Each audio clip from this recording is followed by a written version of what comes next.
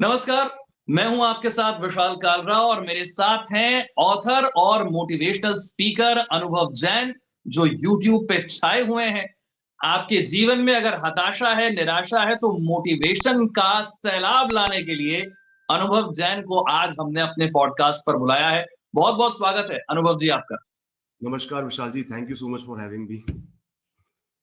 अनुभव जी, बात मोटिवेशन की अगर हम करें तो आज के समय में मोटिवेशनल कंटेंट इंटरनेट पर इतना ज्यादा उपलब्ध है। इसके बावजूद हम देखते हैं कि हमारा यूथ, आम लोग, उन्हें मोटिवेशन की जरूरत पहले से कहीं ज्यादा पड़ रही है। वो पहले से ज्यादा डिप्रेस हैं, मेंटल प्रॉब्लम से ज्यादा जूझ रहे हैं।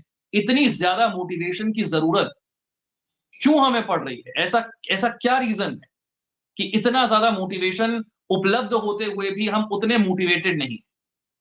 देखिए, इसमें दो चीजें हैं। एक तो मोटिवेशन को हम कैसे लेते हैं वो इंपॉर्टेंट है। ज्यादातर समय मैं ये देखता हूँ कि लोग क्या करते हैं, वो मोटिवेशनल कंटेंट कंज्यूम करते हैं और भूल जाते हैं। कुछ समय अच्छा फील करते हैं, नहीं मैं कर सकता हूँ, मेरे से हो जाएगा। फिर जब करने की बात आती है, कर्म करने की बात आती है, वो पीछे हट जाते हैं। फिर से डिप्रेस हो जाते हैं, डीमोटिवेटेड हो जाते हैं। तो मोटिवेशनल कंटेंट बेसिकली एक एडिक्शन की तरह हो गया। जैसे डोपामिन रश हम लेते हैं कि कुछ अच्छा खा लिया, स्मोक कर लिया है, मतलब कोई भी गलत चीज कर ली रश लेने के लिए, मोटिवेशनल कंटेंट अल्टीमेटली वो बन जाता है। मोटिवेशन का फायदा तब है जब आप उस बात को समझ के उस पर एक्ट कर रहे हैं। ये नहीं कि तुम कर सकते हो, आपने सोच लिया मैं कर सकता हूं, मैं कर लूंगा।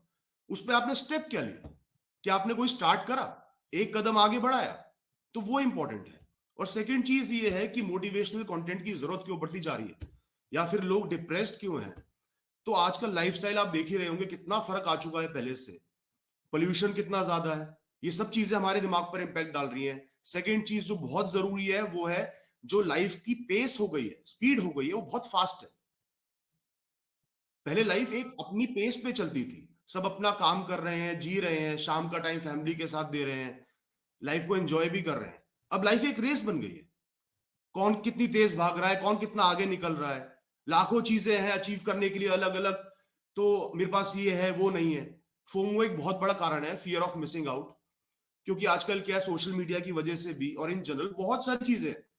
कोई इंसान अपनी जॉब कर रहा है, सेटिस्फाइड है, ठीक है, बहुत अच्छी जॉब है, करियर ग्रोथ भी है, बट वो देखेगा कि सोशल मीडिया पे एक बंदा अचानक से ओवर द नाइट एकदम हिट हो गया, करोड़पति बन गया। तो वो अपने आप पे क्वेश्चन करने लगेगा कि यार मैं क्या कर रहा हूं, मैं इतनी मेहनत क्यों कर रहा हूं, लोग इतनी आसानी से सक्सेसफुल हो रहे हैं। फिर उसका दिमाग भटकेगा, मैं ये क्यों नहीं करता। वही मटीरियलिस्टिक चीजों के साथ है। आज नई गाड़ी आई, फिर कल नई गाड़ी आई, आज नया फोन आया, कल फिर नया फोन लॉन्च हो गया। तो एक मटीरियलिज्म की दौड़ बन गई है। हम अपनी स्पिरिचुअल साइड से, जो हमारा मन है, बुद्धि है और रिलीजन है, उससे अलग हो चुके हैं, सिर्फ मटीरियलिज्म की दौड़ में दौड़ रहे हैं। पहले के जमाने में क्या होता था, या बहुत स्मॉल टाउन्स में चले जाइए, वहां पे आप क्या फर्क देखेंगे। लोग स्पिरिचुअलिटी से कनेक्टेड है, रिलीजियन से कनेक्टेड है, धर्म भी कर रहे हैं, एक तरीके का लाइफस्टाइल जी रहे हैं, फैमिली को भी टाइम दिया जा रहा है, खाली टाइम भी है, पीसफुल लाइफ है। और यहां हम सुबह उठते हैं, उठते से ही काम की टेंशन हो जाती है, कंपटीशन बहुत ज्यादा है, सरवाइव करना है, पूरे दिन काम करते हैं, फिर भी टेंशन खत्म नहीं होती। वही फ्रस्ट्रेशन लेके घर आते हैं, ना घर को टाइम दिया, ना बाहर पार्क में गए वॉकिंग करने, ना खाली समय थोड़ा सा बैठे, ना कोई चिंतन किया, ना मंदिर गए। आज मैं देखता हूं, मूवी हॉल्स भरे मिलेंगे, शराब के ठेकों पे लाइन लगी मिलेगी, लेकिन आप मंदिर जाइए, मैं शाम को मंदिर जाता हूं, बिल्कुल खाली मिलते हैं। अब लोग अपने दिमाग से, मन से, बुद्धि से जुड़ेंगे ही नहीं, खाली मटेरियलिस्टिक लाइफस्टाइल में फंसे रहेंगे, तो उनको मोटिवेशन कहां से आएगा, या उनका माइंड पीसफुल कैसे रहेगा। और बात करें मोटिवेशन की, तो motivation is basically an urge to do. खाली मटेरियलिस्टिक चीजों के लिए हम काम करें, वो मोटिवेशन नहीं है। कि 1,000 रुपए मिलेंगे, काम कर दो, this is not motivation. Motivation वो है जहां आप बिना रिजल्ट्स के, बिना मटेरियलिज्म के, बिना एक्सपेक्टेशंस के भी खुश होकर काम कर पाए। और वो तब करेंगे जब हम अपनी इनर एनर्जी को समझेंगे, कि हमें लाइफ क्यों मिली है, एनर्जी क्यों मिली है, और कितना कुछ जाता है हमें जीवित रखने के लिए। हमारा जो शरीर है वो पूरा एक ब्रह्मांड है, it's a universe in itself. अनगिनत जीव निरंतर पल रहे हैं, मर रहे हैं, काम कर रहे हैं, परफेक्शन से काम कर रहे हैं, तब हम एक सांस ले पा रहे हैं। और हम अपने जीवन को समझते हैं सस्ता, क्योंकि मेरे पास ये गाड़ी नहीं है, इतना पैसा नहीं है। तो आपको हमें इतनी ऊर्जा मिली है, वो किस लिए मिली है? कर्म करने के लिए ही तो मिली है, कुछ करने के लिए तो मिली है। तो कुछ करने से हमें पर्पसफुल फील होना चाहिए, अच्छा फील होना चाहिए। मैंने अपनी जिम्मेदारी निभाई, चाहे मुझे कुछ नहीं मिला। माता पिता की तरफ जिम्मेदारी है, वो बूढ़े हो रहे हैं, तो उनको खुश करके उनके साथ खड़ा होकर मुझे खुशी मिलनी चाहिए। ये नहीं सोचना चाहिए कि उन्होंने जायदाद कितनी दी, उन्होंने मेरा कितना किया नहीं किया। तो अल्टीमेटली हम अपनी रूट से दूर होते जा रहे हैं, मेटीरियलिज्म और थोड़ा सा वेस्टर्नाइजेशन की तरफ बढ़ते जा रहे हैं। तो ये थोड़ा सा एक इशू है मोटिवेशन।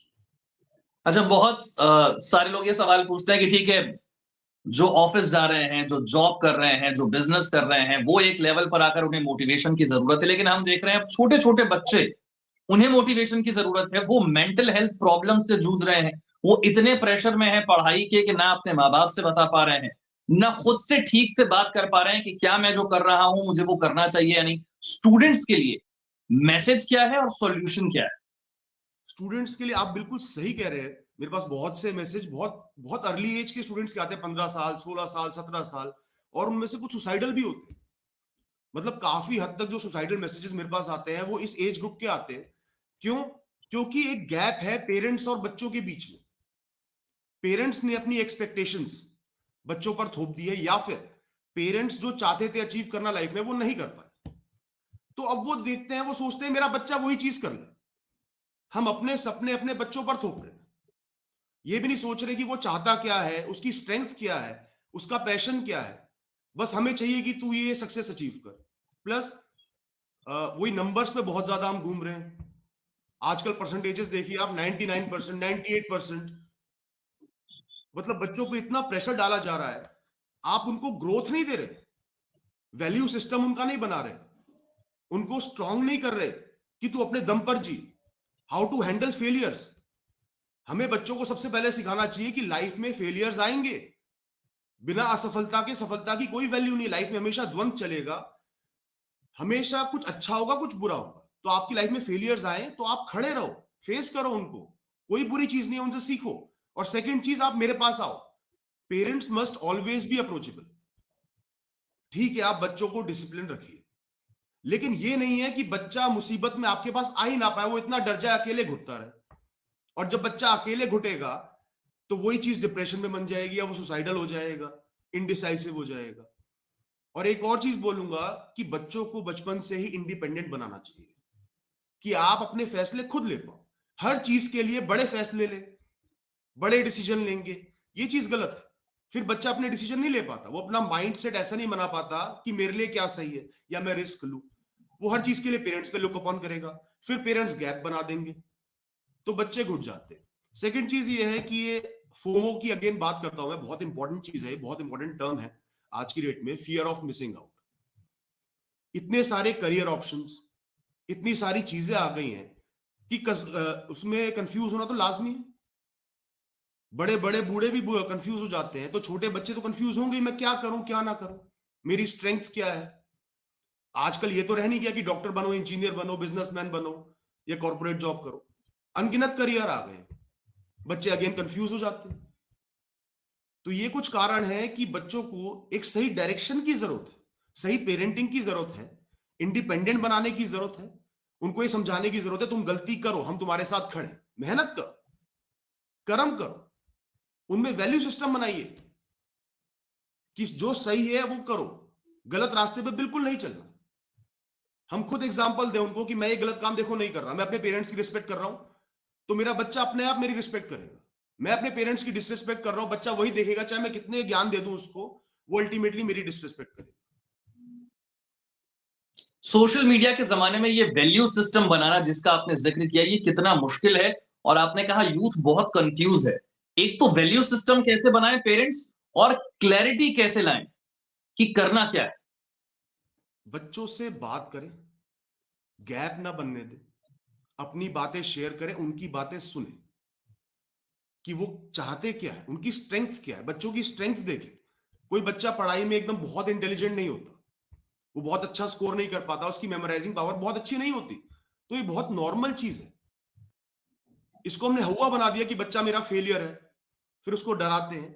आप देखो बच्चे की स्ट्रेंथ क्या है, हो सकता है वो बहुत क्रिएटिव हो, हो सकता है वो स्पोर्ट्स में बहुत अच्छा हो सकता है बोलने में बहुत अच्छा हो। तो बच्चों को टाइम दे, थोड़ा सा टाइम दे। पेरेंट्स दोनों वर्किंग भी हैं, वीकेंड पे टाइम दे, शाम को टाइम दे। बच्चे को जाने उसकी क्रिएटिव साइड क्या है, वो लाइफ में चाहता क्या है, और उसको थोड़ा एक ओपन एनवायरनमेंट दे कि आप करो, आप ट्राई करो, कंपटीशन है, आप पार्ट लो, आप फेल हो जाओ कोई दिक्कत नहीं, आप पार्टिसिपेट करो। Participation is important. प्लस बच्चों के व्यवहार में, स्वभाव में कोई भी बदलाव आ रहा है, ये बहुत इंपॉर्टेंट बात है। डिप्रेशन के पर्सपेक्टिव से बता रहा हूं। बच्चों के स्वभाव में बदलाव आ रहा है। जैसे पहले बहुत खेलता था, खेलने जाना बंद कर दिया। पहले बहुत सारी बातें करता था, बात करना बंद कर दिया। चुप चुप रहता है, घुटा घुटा सा महसूस होता है। तो इन चीजों को नोटिस करें, उनसे बात करें कि बेटा ओपन अप, मुझसे बात करो आप, क्या इशू आ रहा है। क्योंकि बच्चे डिप्रेस्ड होते हैं, पेरेंट्स को पता ही नहीं चल पाता। और अगली बात आती है वैल्यू सिस्टम की। तो सबसे पहले खुद का एक वैल्यू सिस्टम बनाएं और बच्चों को एग्जांपल्स के थ्रू बताएं। अब जैसे मेरा एक वैल्यू सिस्टम है कि बड़ों के लिए हमेशा खड़े रहना चाहिए। जो हमारे बुजुर्ग हैं घर के, तो हमारी फर्स्ट प्रायोरिटी रिस्पॉन्सिबिलिटी है कि हम उनके लिए खड़े रहे। उनकी इमरजेंसीज है, उनकी जरूरत है, उसमें खड़े रहे। तो मैं अपने बच्चों को बार बार ये बात बोलता हूं कि बेटा बड़ों के लिए हमें खड़े रहना है, वो हमारी सबसे बड़ी अचीवमेंट है लाइफ की। और उनको भाई एग्जाम्पल वो चीज दिखाता हूं, तो अपने आप वो वैल्यू बच्चों में एम्बेड हो रही है। बच्चे धीरे धीरे वो अपने आप सीख जाएंगे, मुझे पता है। तो बच्चों के सामने हम क्या कर रहे हैं, कैसे कर रहे हैं, हमें एग्जाम्पल सही सेट करने हैं। और सोशल मीडिया की बात रही, तो सोशल मीडिया को थोड़ा सा रिस्ट्रिक्ट करना और जानना बच्चा क्या कर रहा है, क्या देख रहा है, बहुत जरूरी है। देखिए आज के टाइम में हम बच्चों को सोशल मीडिया से, इंटरनेट से दूर नहीं रख सकते, चाहे बहुत छोटा बच्चा हो। क्यों? Because then they will lag behind. Class में ज्यादातर बच्चे सोशल मीडिया पे एक्टिव है, उनको वो ज्ञान मिल रहा है, नॉलेज भी मिल रही है। ऐसा नहीं कि सोशल मीडिया खराब ही है, बहुत सारी नॉलेज अवेलेबल है, बहुत पॉजिटिव चीजें हम सीख सकते हैं। तो हम बच्चे को अगर उससे काट देंगे तो बच्चा पीछे रह जाएगा।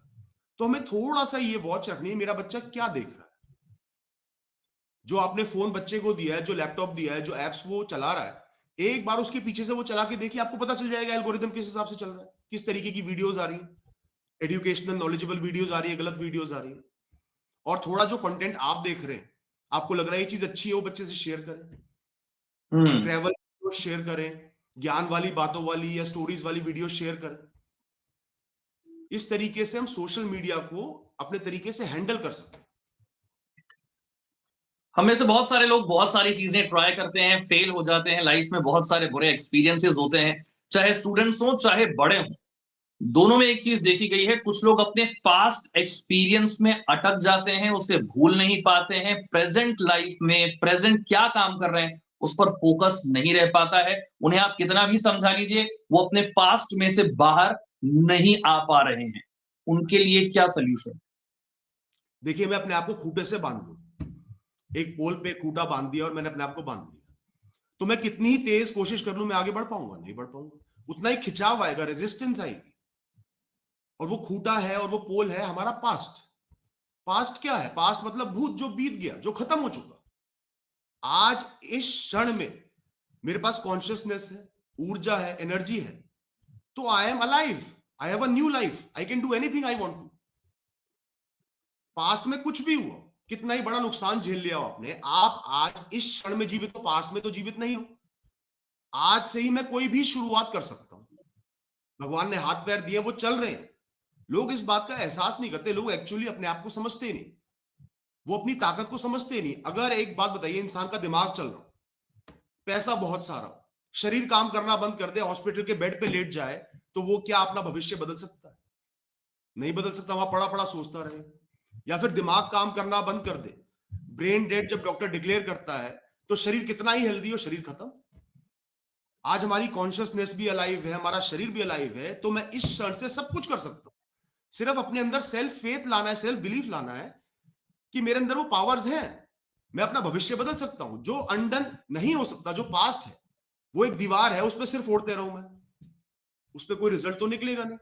और जहां मैं मुड़ गया और एक कदम आगे बढ़ा दिया, वहीं आगे की यात्रा शुरू हो गई। और ये प्रॉब्लम बहुत लोग फेस करते हैं, नहीं निकल पाते, क्योंकि वो पास्ट का एक ट्रॉमा भी आपको हिट करता रहता है। क्यों हुआ, मेरे साथ ही क्यों हुआ, मेरे साथ ये नहीं होना चाहिए था, मैं ये डिजर्व नहीं करता। इस दुनिया में डिजर्विंग कुछ है ही नहीं। आज हम ये देखते हैं कि वो मेरे से बड़ा है, उसको सक्सेस मिल गई, मेरे से ज्यादा मिल गई, जबकि मैं डिजर्व करता था। तो क्या हमने उन करोड़ों लोगों को देखा जो हमसे ज्यादा डिजर्व करते हैं, पर हमारी स्टेट में आने के लिए भी वो संघर्ष कर रहे हैं?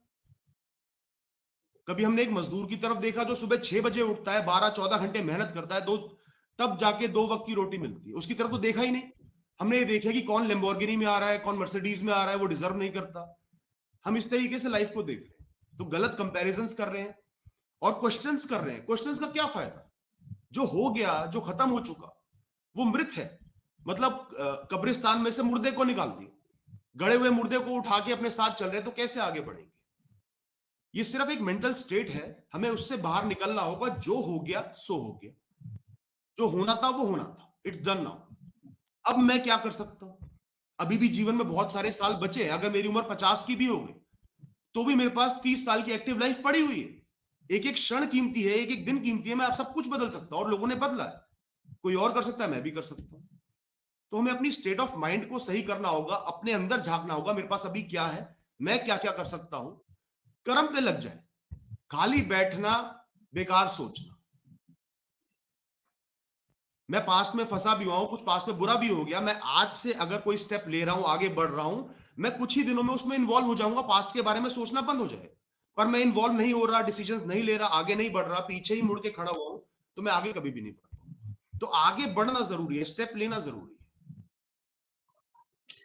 जिस तरह से बहुत सारे लोग पास्ट में अटके हुए हैं, वैसे ही बहुत सारे लोग फ्यूचर की चिंता में भी अटके हुए हैं। मेरे भाग्य में क्या लिखा है? जो काम मैं करने जा रहा हूं, सक्सेसफुल होऊंगा या नहीं होऊंगा?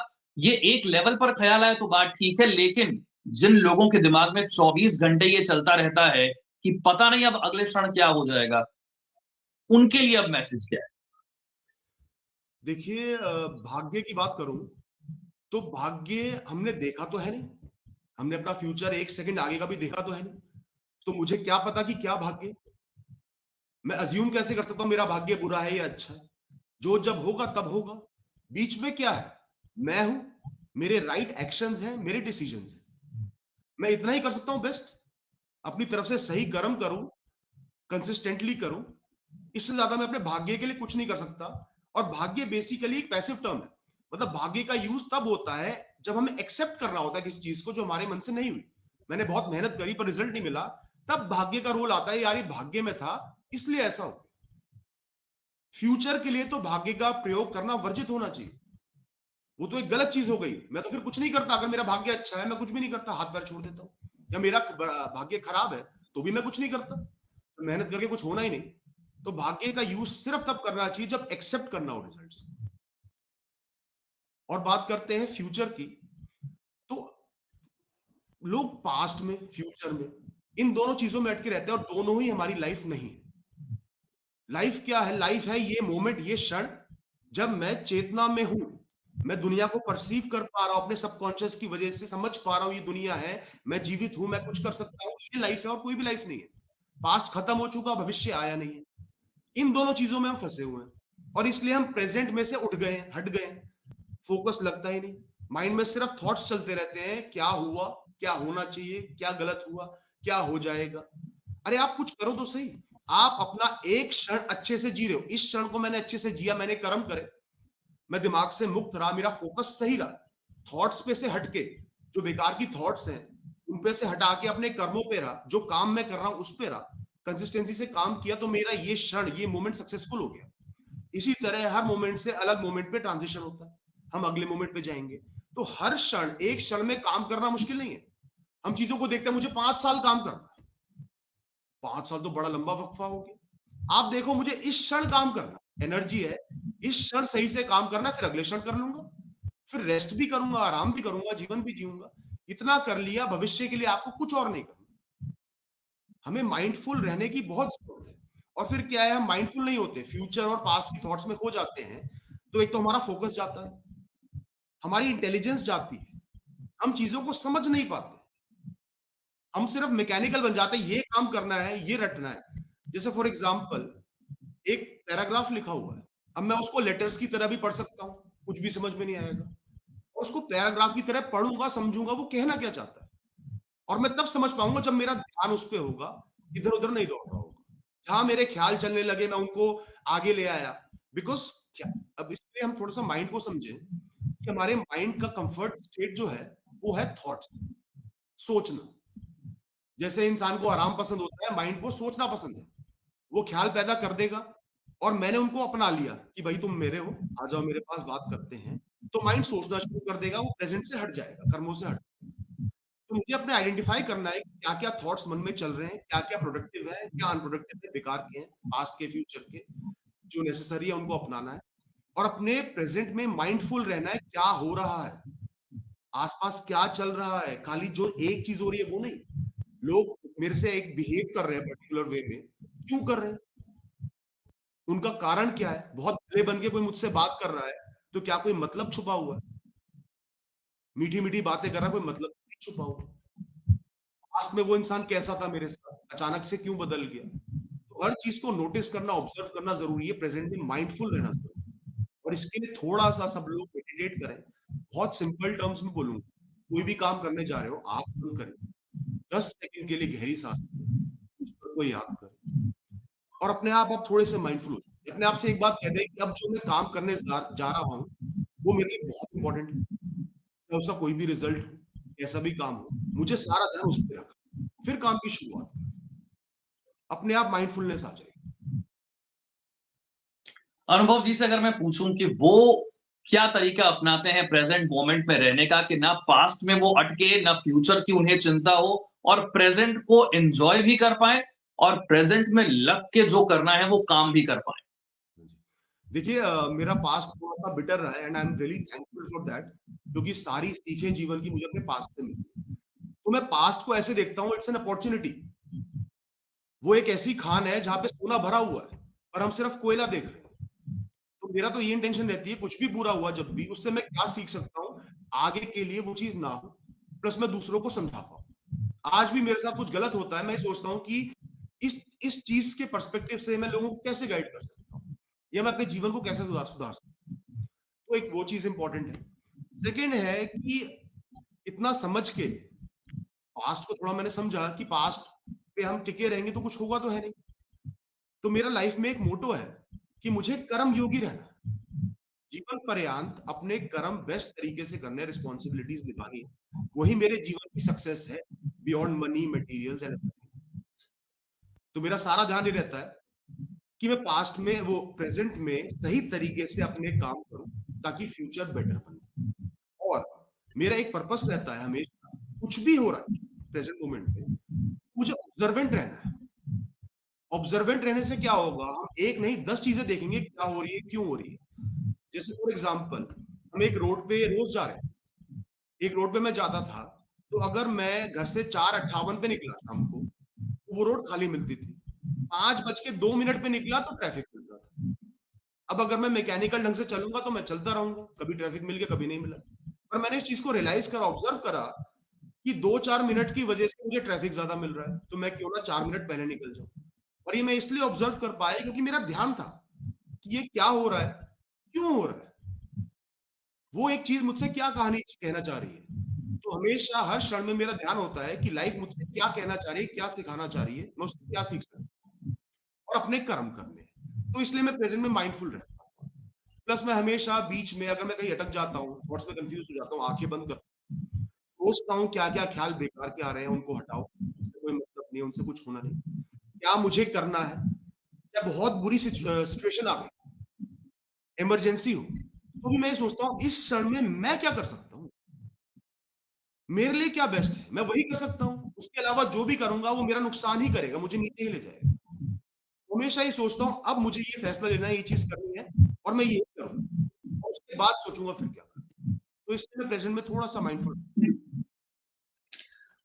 आगे बढ़ते हैं और कहा जाता है कि दुनिया में सबसे बड़ा है रोग, क्या कहेंगे लोग?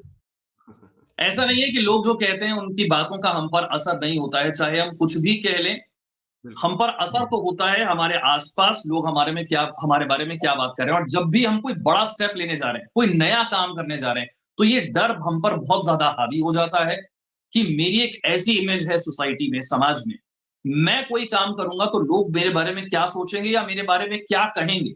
इस डर में हम बहुत सारे स्टेप उठा ही नहीं पाते। हाँ जी। देखिए, इमेज टेम्परेरी चीज़ है। Image is a very temporary thing. आप देखिए आईएएस की प्रिपरेशन कर रहे हैं लोग, ठीक है?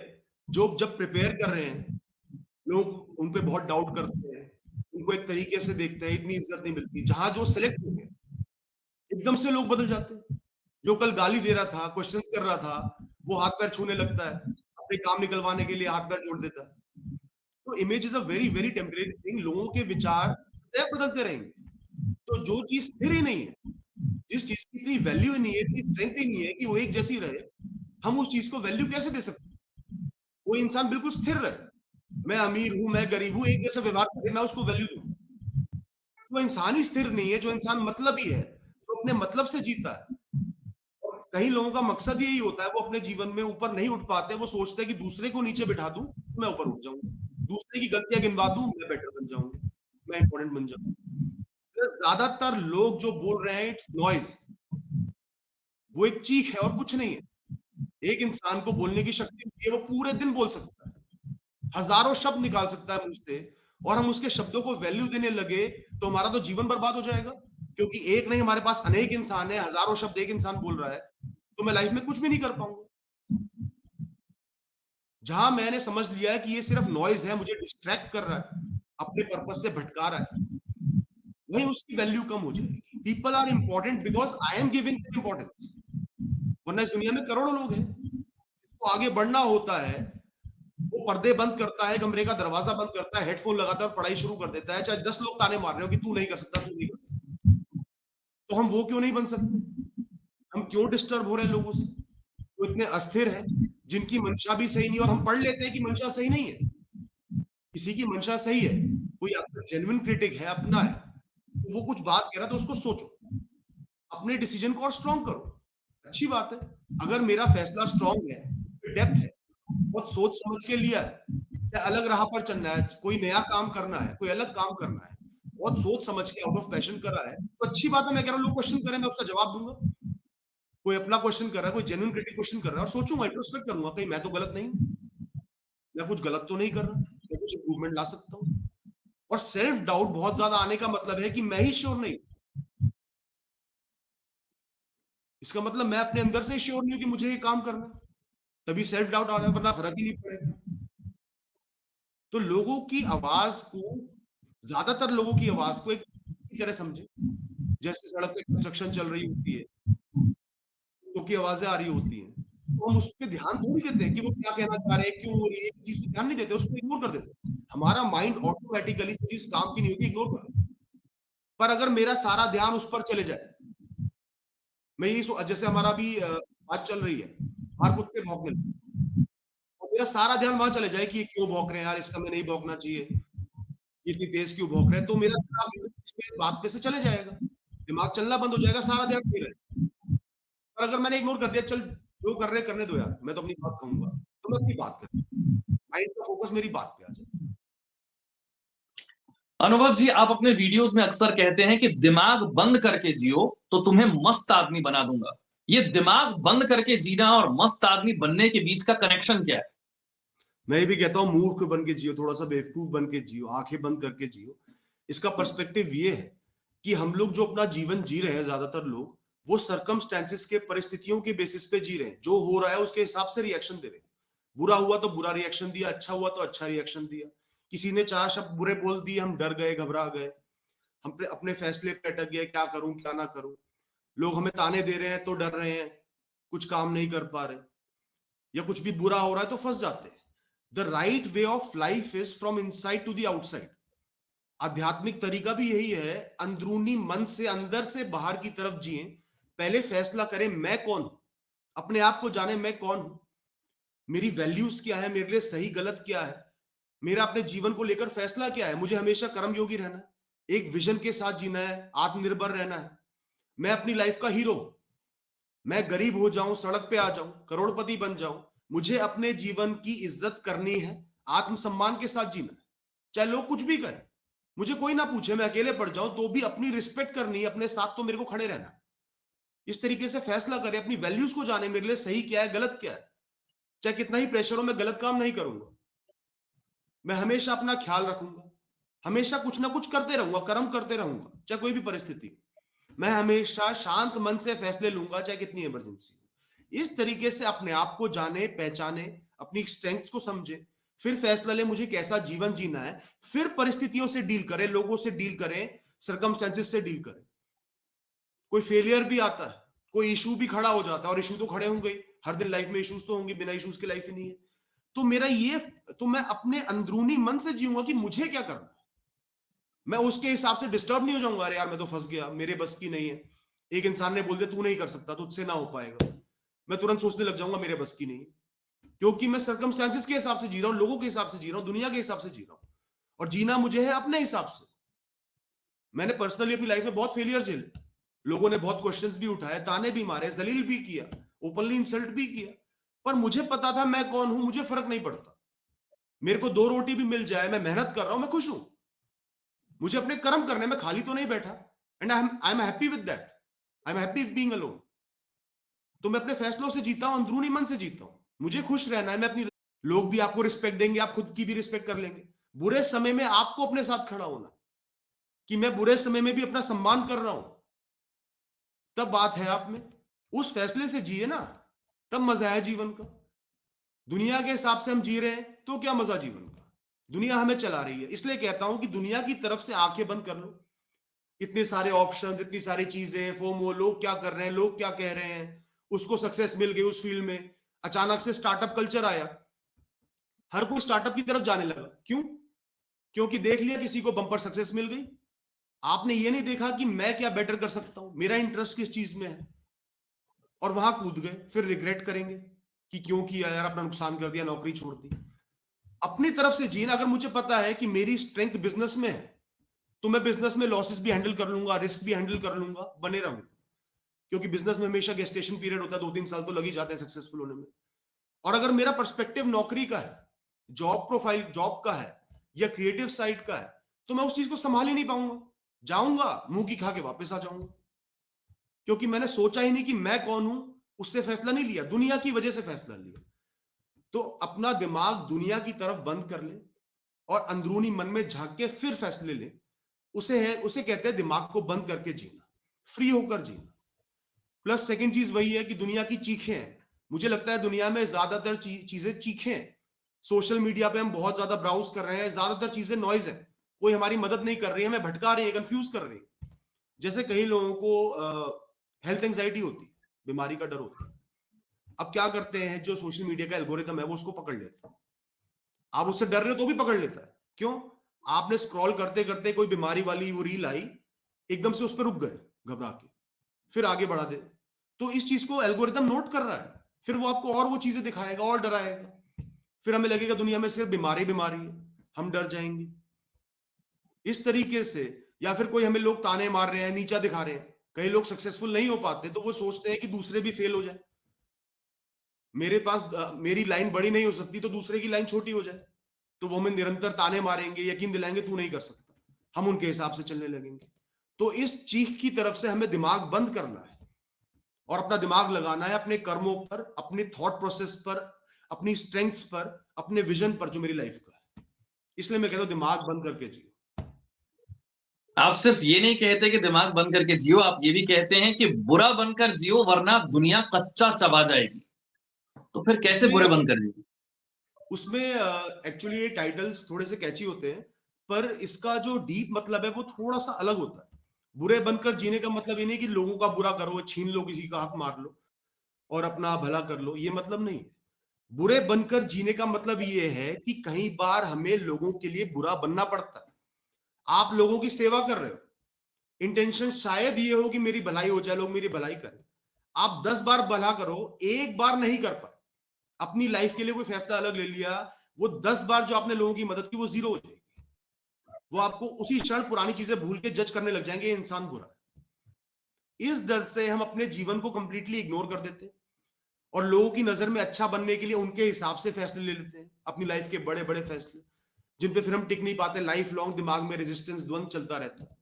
तो मैं कहता हूं कभी कभार हर इंसान को बुरा बनना पड़ेगा, आपको ना कहना आना चाहिए। आज आप प्रेशर में आके अच्छा बनने के लिए लोगों को हाँ कह दो, बाद में आप उस रिस्पॉन्सिबिलिटी को निभा ही नहीं पाओगे, फंसे रहोगे, कंफ्यूज रहोगे, स्ट्रेस रहेगा, मोटिवेशन नहीं रहेगा, अल्टीमेटली बुरे तो आप बनोगे, क्योंकि आप उस चीज को अच्छे से नहीं कर पाओगे, वो इंसान आपको बुरा बनाएगा ही। तो पहले ही ना बोल दो, जब आप क्लियर हो मुझे ये चीज नहीं करनी, मेरा सीनियर मुझ पर प्रेशर डाल रहा है रिश्वत लेने के लिए, गलत काम करने के लिए, पर आप क्लियर हो मुझे ऐसा काम नहीं करना, तो उसी समय जो भी परिस्थिति हो, जो भी रिजल्ट हो, ना बोल दो। अगर आप उस चीज को कर लेंगे, बाद में पछताते रहेंगे, आपके साथ गलत हो जाएगा, तो उस चीज का क्या फायदा। तो थोड़ा सा इंसान को हमेशा बुरा बन के जीना पड़ेगा, हम कंप्लीटली अच्छे नहीं हो सकते। जो हम अच्छाई कर रहे हैं, अच्छाई इज नॉट अ बिजनेस। ज्यादातर लोग अच्छाई करते हैं एक बिजनेस समझ के कि मैं अच्छा करूंगा मेरे साथ अच्छा हो जाएगा, वो इंसान मेरे साथ अच्छा करे, भगवान मेरे साथ अच्छा करे। चींटी को चीनी भी डाल दी तो सोचता हूं कि मैं करोड़पति बन जाऊं, गाय को रोटी देने से पहले सोचता हूं मेरी बुराइयां खत्म हो जाए, ऐसा होता है ना। तो बिल्कुल ठीक है। It's not a right intention to help anyone. Intention ये होनी चाहिए, ये जीव है, जीवित है, इसका कोई भला मेरे हाथों से हो जाए, क्योंकि मैं भी जीवित हूं, मेरे पास ऊर्जा है, वो कैपेसिटी है, कैपेबिलिटी है, मैं इसकी हेल्प कर सकता हूं। You must feel good about your acts, not treat them as a business. तो अच्छाई अच्छे के लिए करो, और फिर आपकी अपने घर में रोटी नहीं है खाने को, बच्चों को रोटी देने को नहीं है, पर आप मजबूरी में अच्छा दिखने के लिए बाहर वाले को वो रोटी उठाकर दे दो, एक रोटी पड़ी हुई, क्योंकि मेरे को अच्छा दिखना है, मैंने उसकी हेल्प करी है, इस बार नहीं करी वो बुरा मान जाएगा, तो आप अपना नुकसान कर रहे हो ना। तो कभी कभार बुरा बनना पड़ता है, आप we have to accept that, फिर अच्छा बन के जियो। इस वीडियो का ये मतलब है बेसिकली। इसी से जुड़ा हुआ एक टॉपिक है, जहां पर बहुत सारे लोग ये कहते हैं कि हम बहुत इमोशनल हैं और ये बात दूसरे जानते हैं, और हाँ जी, हमारे इमोशनल होने का, हमारे सीधे होने का वो फायदा उठा लेते हैं। हम जानते भी हैं कि वो हमारा फायदा उठा रहे हैं, फिर भी हम कुछ कर नहीं पाते। हाँ जी। तो ये बेसिकली बहुत लोगों की प्रॉब्लम है, ज्यादातर लोग इमोशनल होते हैं, मैं भी इमोशनल हूँ। तो हम लोग क्या भावनाओं में बह जाते हैं। अच्छा, ऐसा ही नहीं कि लोग ही मेरा इस्तेमाल करते हैं, कई बार मैं भी गलत हो जाता हूँ, या हम एज इमोशनल बींग्स हम भी कई बार थोड़ा सा ज्यादा कर जाते हैं, छोटी छोटी बातों को हुँ, पिक एंड पॉइंट कर लेते हैं, दिल पे लगा लेते हैं, जब इंसान मीन नहीं करता, लेट गो नहीं कर पाते। और लोग तो हमारा इस्तेमाल करते हैं, जो स्मार्ट लोग हैं वही देख लेते हैं इंसान इमोशनल है, मैं 4 बार रो दूंगा कितना ही गलत करके, तो ये मेरी बात मान जाएंगे, मुझे माफ कर देंगे, या फिर मैं इनको कन्विंस कर लूंगा आसानी से, रो धो के, अपनी मजबूरियां गिनवा के इनको कन्विंस कर लूंगा कोई भी अपने हिसाब से चलने के लिए। तो लोग उनको चलाने लग जाते हैं, इमोशनल लोगों को। तो अब ऐसा तो नहीं है कि मैं इमोशनल हूं, मैं सडनली एकदम एकदम कड़क इंसान बन जाऊं, इमोशंस को लेट गो कर दूं, ऐसा नहीं हो सकता, because it's a trait, it's natural trait, मैं इमोशनल हूं तो। पर हमें इमोशंस को थोड़ा सा सिक्योर करने की जरूरत है, अपनी बाउंड्रीज सेट करने की जरूरत है, एक मिनिमम मैक्सिमम बाउंड्री होनी चाहिए। खेल का मैदान है, बिना बाउंड्री के कैसे खेल पाएंगे, कहां शॉट जाएगा, क्या हुआ, कैसे पता चलेगा। तो एक बाउंड्री हमेशा होनी चाहिए कि ये चीज मुझे नहीं करनी, ये मेरे लिए सही है, ये मेरे मेरे लिए गलत है, अपना एक विजन, अपने रूल्स होने चाहिए, ये काम मैं किसी भी कीमत पे नहीं करूंगा, फिर चाहे कोई इंसान बुरा माने भला माने। तो अपनी एक बाउंड्री सेट करके हमें चलना ही पड़ेगा, और उसमें हम लोगों को हर्ट करेंगे, जैसे पिछली वाली बात में बोला था, बुरे बनकर जियो, वो इसमें भी एप्लीकेबल होती है कि इमोशनल लोग नहीं बुरा बनना चाहते, वो लोगों के इमोशंस को हैंडल नहीं कर पाते, लेकिन हमें करना होगा एक लेवल के बाद। बेशक लोगों की मदद करो, उनके साथ खड़े रहो, पर अपना दुरुपयोग नहीं करवाना, अपना अब्यूज नहीं करवाना।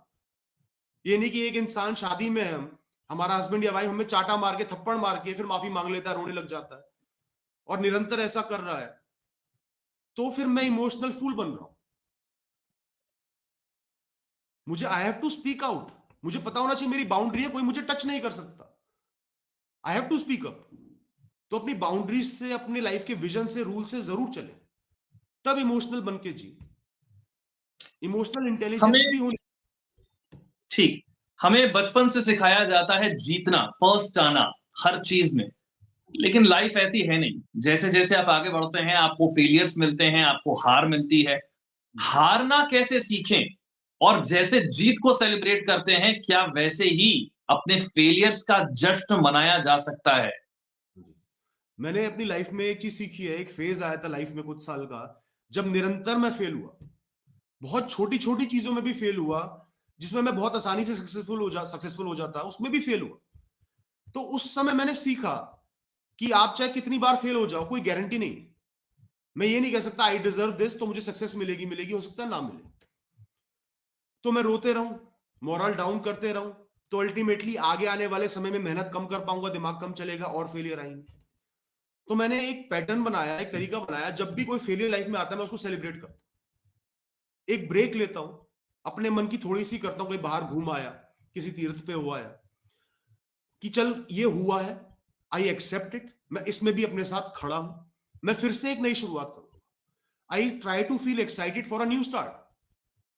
मेरे लिए जीवन मतलब अनुभव है, जीवन मतलब सक्सेस नहीं है, ऊपर जाना नहीं है। जीवन मतलब ऊपर उतराव चढ़ाव, एक नई एक अलग कहानी को जीना है, अलग अलग मोड़ों को जीना है। एक बात बताइए, हम मूवी देखने जाते हैं तो एक मूवी में स्टार्टिंग से एंड तक सब कुछ अच्छा हो रहा है, हीरो करोड़पति भी बन गया, हीरोइन से शादी भी हो गई, सब कुछ सही हो रहा है, हम इंटरवल में पिक्चर छोड़ के वापस आ जाएंगे। मजा तब आता है जब सर्कमस्टेंसेस अलग अलग आते हैं, हीरो को लड़ना पड़ता है, संघर्ष करना पड़ता है, तभी तो मजा आता है। तो हम लाइफ को एक मूवी की तरह क्यों नहीं देखते, जबकि लाइफ है ही एक मूवी है। पिक्चर हॉल में आए हैं, एक दिन वापस जाना है, यहां से कुछ भी ले जा नहीं सकते, कुछ भी अपना नहीं सकते, कुछ भी परमानेंट नहीं है। तो हम सर्कमस्टेंसेस को क्यों नहीं एंजॉय करते। मुझे एक फेलियर चखने का मौका मिला, करोड़ों लोगों को नहीं मिला, तो आई एम स्पेशल, मुझे वो अनुभव मिला, मैं जीवन भर उसको याद रखूंगा। देखिए, लाइफ किसी भी चीज की वजह से नहीं रुकती, इस बात को अपनाना पड़ेगा, समझना पड़ेगा। अक्सर लोग गुम जाते हैं लाइफ में कि इतनी सारी चीजें खराब हो गई, लाइफ मेरी आगे नहीं बढ़ सकती, पर ऐसा नहीं है। लाइफ निरंतर आगे बढ़ेगी, जब तक आप जीवित रहोगे जीवन आगे बढ़ता रहेगा, आपका निर्वाह होता रहेगा, कुछ ना कुछ अच्छा भी होता रहेगा। तो ये मान के चलो, आज फेलियर आया है, जीवन नहीं रुकेगा, मुझे प्रयास करने हैं, कुछ ना कुछ कर लूंगा, खुद पे भरोसा है, जीवन पे भरोसा है। उसके बाद उस फेलियर से मैंने क्या क्या सीखा, और सीखना ऐसे है कि जीवन भर वो गलती नहीं करनी। तो मैंने एक गलती से पूरे जीवन को सुधार लिया, 6 महीने की गलती से पूरे जीवन भर के लिए सीख लेनी। फिर आपको ये सोचना है, जीवन ने मुझे एक नया मोड़ दिखाया है, नया एक्सपीरियंस दिया है, मेरा जीवन खास बन रहा है, अपने आप में मेरी कहानी खास बन रही है। जीवन को इस पल में बंद कर मत जियो, एक कहानी की तरह जियो ना, एक मूवी की तरह जियो, कि मेरी कहानी खास बन रही है, कुछ अलग हो रहा है।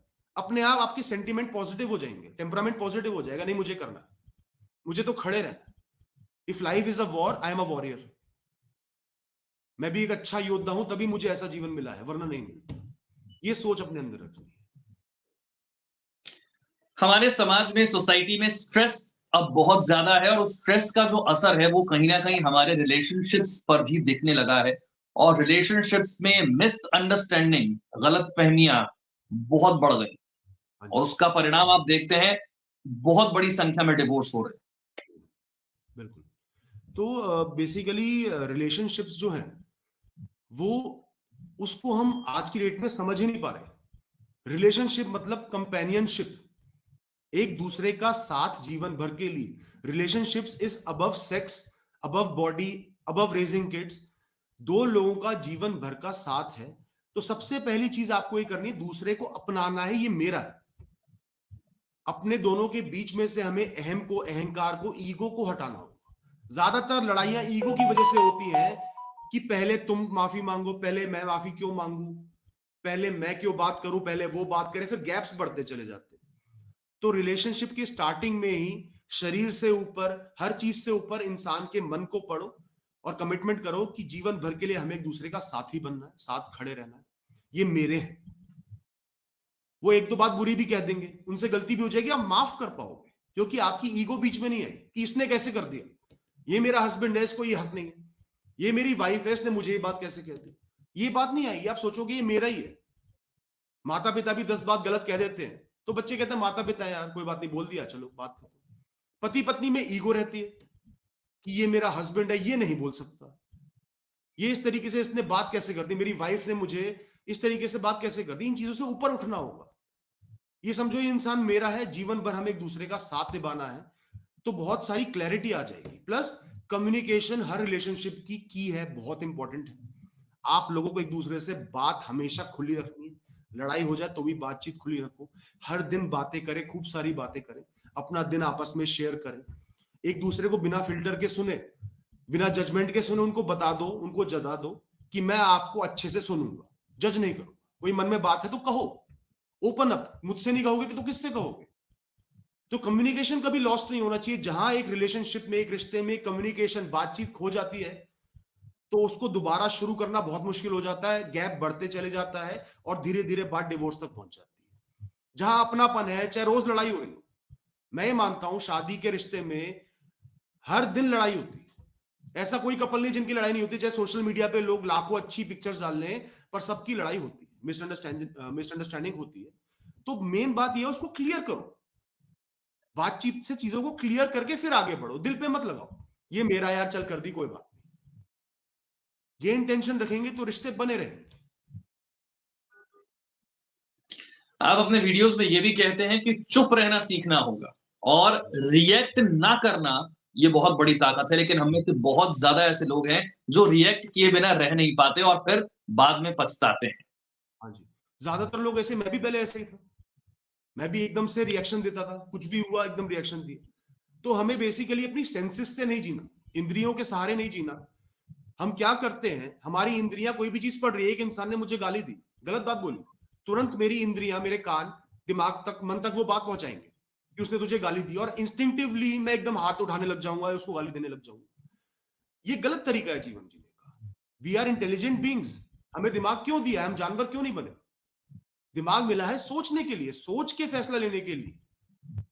किसी ने कुछ भी किया तो मुझे कम से कम खुद को 10-20 सेकंड देने चाहिए समझने के लिए उसकी इंटेंशन क्या है, मेरे भविष्य की बेहतरी क्या है, मेरे उसूल क्या है, फिर रिएक्शन दो।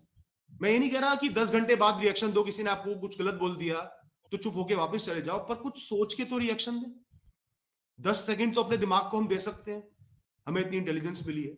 उसी में ज्यादातर लोगों की लड़ाइयां सॉर्ट आउट हो जाएंगी, आगे नहीं बढ़ेंगी।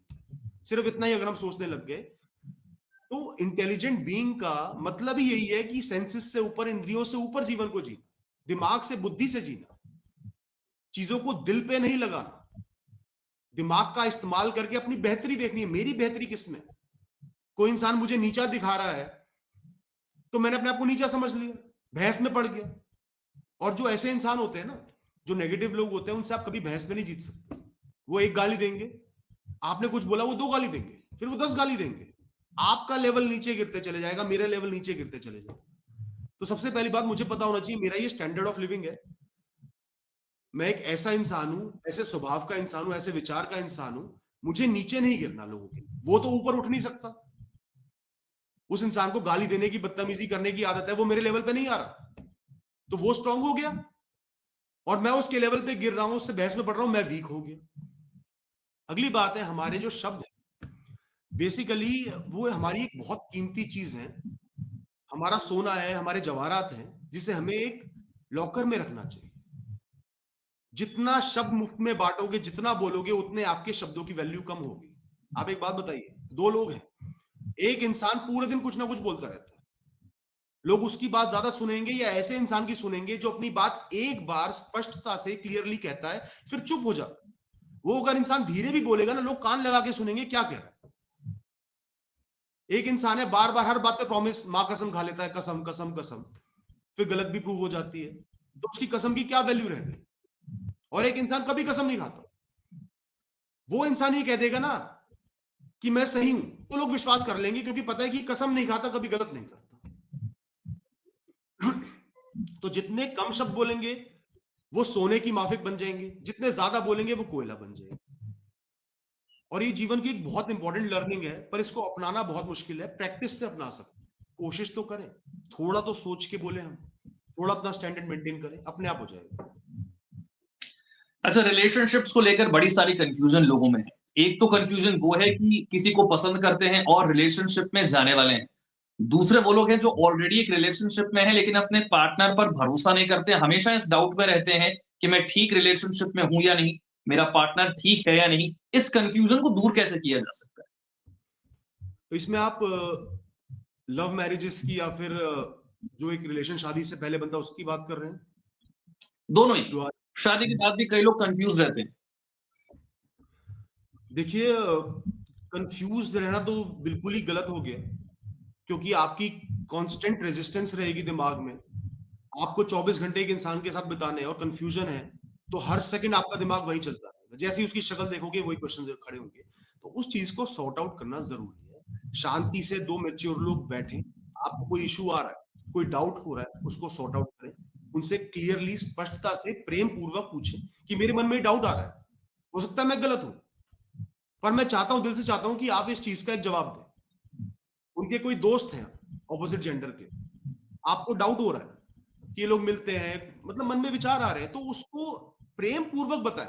ये भी नहीं कि सीधा बोल दे कि यार तुम्हारा उसके साथ गलत रिलेशन है, फिर वो इंसान ईगो पे ले लेगा, वो कहेगा तुम मुझ पे शक कर रहे हो, मुझ पे इल्जाम लगा रहे हो।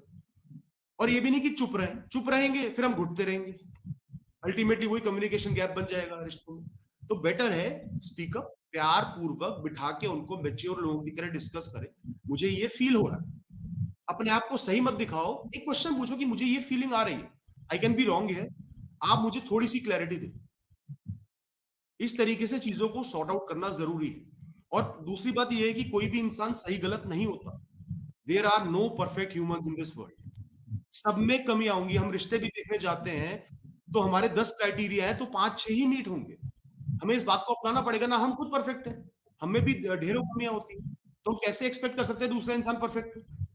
कई लोगों को गुस्सा ज्यादा आता है, कई लोग इमोशनल ज्यादा होते हैं, कई लोग अपनी बात नहीं कह पाते, थोड़े से इंट्रोवर्ट होते हैं, रिजर्व होते हैं, उस चीज को एक्सेप्ट करना as their trait and not their weakness, ये उनके स्वभाव का हिस्सा है, उनकी कमी नहीं है, इस बात को एक्सेप्ट करना बहुत जरूरी है। और उनकी कमियों को भी अपनाना बहुत जरूरी है जितना उनकी अच्छाइयों को अपनाना है। और जहां भी आपको कोई क्वेश्चन आ रहा है, निरंतर आ रहा है, ये नहीं कि आपको शक करने की आदत पड़ गई है, अपने कजन के साथ भी घूमने जा रहे हैं तो भी हम शक कर रहे हैं, कोई फोटो आ गई पुरानी तो भी शक कर रहे हैं, वहां मैं गलत हूं। कोई एक पर्टिकुलर केस है, बहुत strong case, I have thought about it, मुझे लग रहा है कहीं ना कहीं कुछ गलत हो सकता है, तब मुझे जाके बात करनी है, प्रेम पूर्वक बात करनी है पहले। अगर वो क्लैरिटी नहीं दे पा रहे, वो खुद कंफ्यूज साउंड कर रहे हैं या वो एकदम दिल पे ले रहे हैं, मतलब मुझसे और बदतमीजी कर रहे हैं, कह रहे मैं तो जो करूंगा करूंगा, तब बात आगे बढ़ानी है, तब बात को एस्केलेट करना है। अगर उन्होंने क्लैरिटी दे दी, भरोसा दे दिया तो कोई बात नहीं, ना बिल्कुल अंधे होके जीना कि खुद आंखों के सामने गलत हो रहा है, जैसे वो हमारा पार्टनर हमसे मारपीट कर या किसी इंसान के साथ हर रोज घूमने जा रहा है, हम आंख बंद करके बैठे नहीं यार मैं इस पे डिपेंडेंट हूँ, वो भी गलत है। तो एक बैलेंस बना के जीना चाहिए। और रिश्ते में हम आ रहे हैं, ये बहुत इंपॉर्टेंट चीज है, गर्लफ्रेंड बॉयफ्रेंड के रिश्ते में आ रहे हैं, लव, एक लव अफेयर में आ रहे हैं, तो आजकल आप देख रहे होंगे बहुत सारे केसेस आते हैं, फ्रॉड केसेस, लड़की के साथ लड़के के साथ फ्रॉड हो रहा है, चोरी हो रही है, और मतलब फला फला की गलत चीजें होती हैं, वो इसलिए होती है because we rush into a relation, हम भाग रहे हैं रिश्ते की तरफ, हम अट्रैक्शन की वजह से रिश्ता बना रहे हैं, दोस्ती की वजह से नहीं बना रहे। रिश्ते की नींव हमेशा गहरी होनी चाहिए, और गहराई है 1 से 2 साल की दोस्ती, मेरी मित्रता, प्लेटोनिक रिलेशनशिप, अट्रैक्शन से थोड़ी सी अलग रिलेशनशिप हमें बनानी है, 1 साल 2 साल की दोस्ती, उनको समझना है, उनके कल्चर को, उनके व्यवहार को, उनकी सोच को, तब बात को आगे बढ़ानी है। और हम क्या कर रहे हैं, 3 महीने में शादी का सोच रहे हैं, वो इंसान उस पर झूठ बोले जा रहा है, एक भी झूठ हमने चेक नहीं करा। और time is the biggest test of relationship, समय अपने आप बता देता है वो इंसान क्या है, उसकी पोल पट्टी खोल के रख देगा। तो पेरेंट्स भी कई बार लव मैरिजेस के खिलाफ होते हैं, तो मैं लोगों को समझाता हूँ कि ऐसा नहीं कि पेरेंट्स गलत ही हो गए, ठीक है वो अपने विचार कई बार थोपते हैं, लेकिन आप उनका भी पर्सपेक्टिव सुनो ना, उनको समय दो ना, उनको 2-3 साल दो उस इंसान को जानने के लिए, या ये समझने के लिए कि वो इंसान आपके बच्चे के साथ 3 साल खड़ा है, छोड़ के भाग नहीं रहा। तो इसलिए एक रिश्ते का गहरा होना, लंबी दोस्ती होना, लव अफेयर्स बहुत जरूरी है।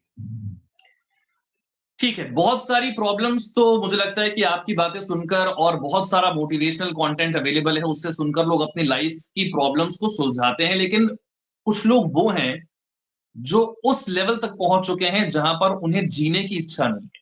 सुसाइडल थॉट्स आते हैं। उन्हें लगता है कि अब कुछ भी कर लूँ, जीवन का कोई अर्थ नहीं। हाँ जी। देखिए बहुत ही क्रूशियल टॉपिक है, बहुत मुश्किल चीज़ है, और लगभग 7-8 साल से मैं सुसाइडल लोगों से बात कर रहा हूँ। मैं quora.com पे भी एक्टिव हूँ, यूट्यूब पे भी एक्टिव हूँ। तो शुरू से मैं लिखता हूँ इस विषय पर, तो लोग मेरे से ओपन अप हो जाते हैं। तो आज सालों हो गए, अब इसमें कुछ ज़रूरी चीज़ें मुझे समझ में आती हैं। एक तो ये है कि इलाज कराना ज़रूरी है।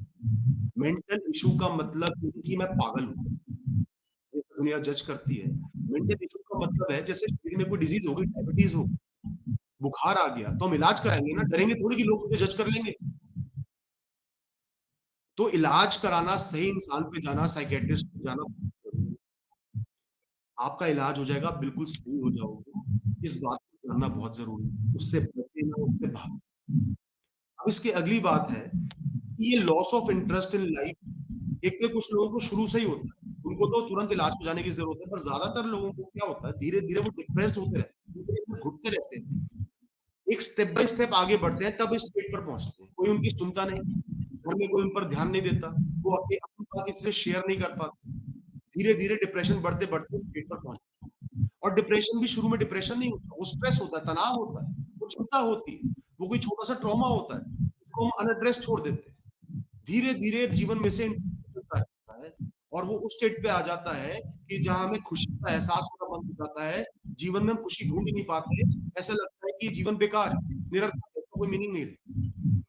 उसके लिए एक तो बहुत ज़रूरी है, मैं डिप्रेशन की बात करूँ, कि जब आपको जीवन में निरंतर लो महसूस होना शुरू हो, ये आपका क्वेश्चन यही है ना क्या जी, कि मतलब जी, इसके रिलेटेड बात करूँ रिलेटेड? तो जब भी आपको लो महसूस होना शुरू हो, उस चीज़ को एड्रेस एहसास करें, ये निरंतर हो रहा है मेरे साथ। To live is to be happy. मुझे खुशी के लिए किसी भी चीज़ की वस्तु, विषय की आवश्यकता जीवन में नहीं है। If I wake up in the morning मैं सुबह उठता हूँ, मुझे खुश उठना चाहिए। तो निरंतर मैं लो महसूस करूँ, कारण हो ना हो, उसको एड्रेस सोचे कि क्या वो चीज़ मुझे परेशान कर रही है, उसका क्या है? अपने जीवन को उससे ऊपर देखें, उससे अलग भी देखें कि मेरा जीवन इस विषय की वजह से, इस इंसान की वजह से मुझे उसको नीचे नहीं लाना। उसके बाद एक होलसम जीवन जीना बहुत हम फँसते तभी हैं जब हम एक चीज़ को अपना पूरा जीवन बना देते हैं।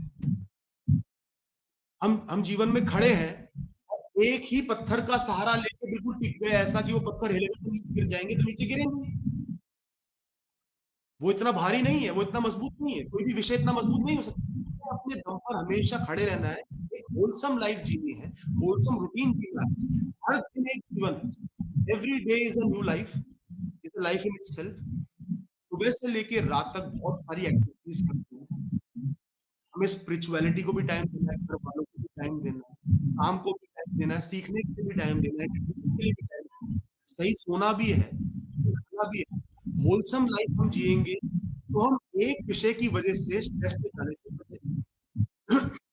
आज मेरे को ऑफिस में टेंशन हो गई, मैं घर जा रहा हूँ, घर वालों से बात शेयर कर रहा हूँ, कर रहे हैं, उसके बाद मंदिर जा रहा हूँ, आरती कर रहा हूँ, भगवान को कुछ सौंप के आ रहा हूँ, फिर थोड़ी देर वॉक पे निकल गया, फिर सो गया, तो लगेगा और मेरा ध्यान सिर्फ उस टेंशन पे है, मैं घर आते ही लेट जाता हूँ बिस्तर पे आके खाना भी नहीं खाता, वो टेंशन होती रहती है, तो वो टेंशन बढ़ती चली जाएगी। ऐसा लगेगा कि उसके आगे लाइफ है।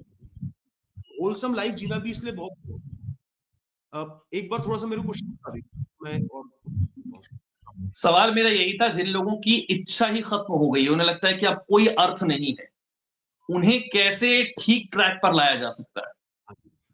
तो अगर आपकी इच्छा शक्ति खत्म हो गई है, जीवन जीने की, खुश रहने की, तो बहुत ज़रूरी है कि अपने आप को सेल्फ मोटिवेट करें। Basically depression is a war of you against you. हम ये एक ग्रह युद्ध है, वो हमारा जीवन हमारे मन से लड़ रहा है और हमारे मन ने तुरंत हार मान ली। हम हार मान के बैठ गए। तो आपको एहसास करना होगा बिना मन के, मन नहीं लगेगा किसी भी काम में, तो भी हमें एक युद्ध लड़ना है, अपने पूरे जीवन के लिए खड़े रहना है। और उसमें क्या करना है, आपको एक्टिव रहना है। एक्टिव रहना बहुत ज़रूरी है। जीवन से विथड्रॉ नहीं करना, अपनी ज़िम्मेदारियाँ निभानी है, जितना कर पा रहे हो, प्रेशर मत लो, कुछ ना कुछ करें तुम, कुछ ना कुछ करें। अपने आप से बातें करें, अपने आप को मोटिवेट करें, कि यार देख लो, कुछ बहुत बड़ा नुकसान हो गया, धीरे-धीरे आपका लाइफ में से इंटरेस्ट चला गया। आप लाइफ को समझ नहीं पा रहे, एक्जिस्टेंशियल क्राइसिस आ गए, उनको समझाओ कि यार देख लेंगे, मेरा जीवन इससे परे है, हम मिलके कुछ कर लेंगे, हम इससे बाहर निकल जाएँगे।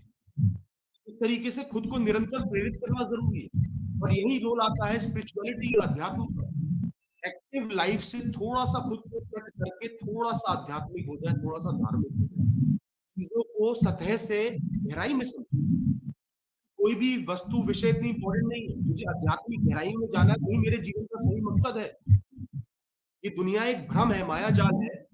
इल्यूज़न से मुझे थोड़ा-सा डिस्टेंस होके अपनी आत्मा को समझना है, अपने अस्तित्व को समझना है जो बहुत गहरा है। थोड़ा-सा स्पिरिचुअल बुक्स रीड करें, स्पिरिचुअल गाने सुनें, मैं मोटिवेशन नहीं कह रहा। मोटिवेशन ऐसे लोगों पे असर नहीं करता। स्पिरिचुअल बातें जो मीन करती हैं कुछ, वो असर करेंगी। जानना कि ये शरीर मेरा अस्तित्व नहीं है, I am beyond this body, beyond the circumstances. उन चीज़ों को समझना बहुत ज़रूरी है। प्लस एक बात होना बहुत ज़रूरी है, अगर आपका इंटरेस्ट लाइफ से चला गया है, आइडल महसूस कर रहे हैं किसी ना किसी से बात ज़रूर। Expression is the biggest killer of अपनों से बात करें, उनको बोल दें कि भैया बोर मत होना, मैं परेशान हूँ, ये मेरे इश्यूज़ आ रहे हैं, मैं 10 बार बोलूँगा आप सुन, मेरी खातिर सुन। मैं ऐसा महसूस साइकियाट्रिस्ट के पास जाएँ। इलाज कराना, इस चीज़ को एड्रेस करना बहुत ज़रूरी है और मन से एक गृह युद्ध लड़ना पड़ेगा। धीरे-धीरे जीवन में बनना एक रूटीन जीकर, सिस्टमैटिकली जीकर, भूखे नहीं रहना, सुबह टाइम से उठना, तैयार होके नहा धो के मंदिर जाओ, थोड़ा-सा पानी में स्पेंड करना है। सूर्य की रोशनी बहुत काम है, प्रकृति को निहारना है। दूर हो गए हैं इसलिए हम डिप्रेशन।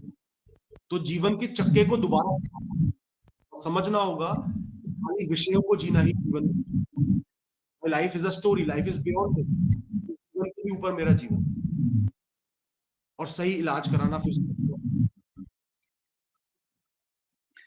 तो लाइफ की बड़ी प्रॉब्लम्स हो या छोटी प्रॉब्लम्स हो, उन्हें आसानी से समझना कैसे है और हमेशा जीवन में मोटिवेटेड कैसे रहना है, ये हमारे व्यूअर्स को बताने के लिए बहुत-बहुत शुक्रिया। और मुझे लगता है आप जिस तरह की वीडियोस बना रहे हैं, दुनिया ऑलरेडी आपको देखकर और सुनकर अपनी लाइफ की प्रॉब्लम्स को सुलझा रही है और हमेशा मोटिवेटेड कैसे रहा जा सकता है, ये सीख रही है। बहुत-बहुत शुक्रिया अनुभव जी, हमारे साथ जुड़ने के लिए। मेरा सौभाग्य है। ऐसी वीडियोज़ बना पाना मेरा thank you thank for you very much.